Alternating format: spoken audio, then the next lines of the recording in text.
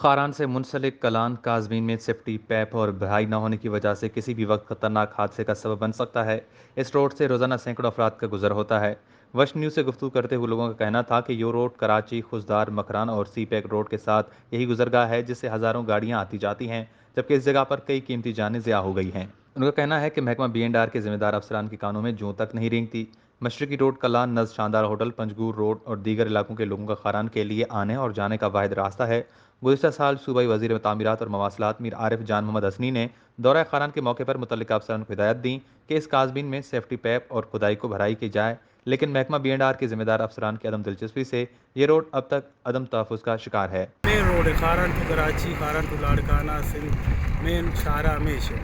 اور مین شارع آل ایش ہے۔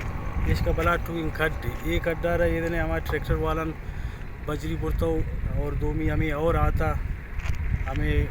اور بوتو کورا ہمیں آپ ماپانا کور آتا گن تی جگہ درتو تباش کرتا سرکار ہمیں دس بندی ان کی عائد نے ایک پھول یہ اور ایک کناران فی الحال نون ہمیں اسی کناران بیریئر بندوبست کر تاکہ عوام شاہ حادثہ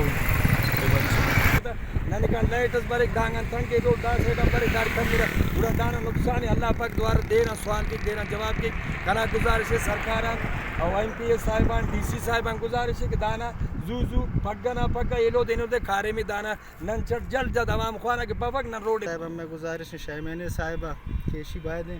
شر بندوبست شرک کوڑی کنے مین کراچی روڈ شدہ ٹریفک رواگ آیا گئے رشکش زیادہ ہے حادثات دوتا ہو حادثات بہ گئے تائیں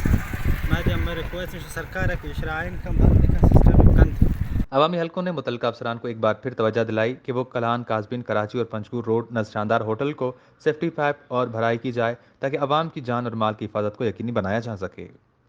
وش نیوز خاران۔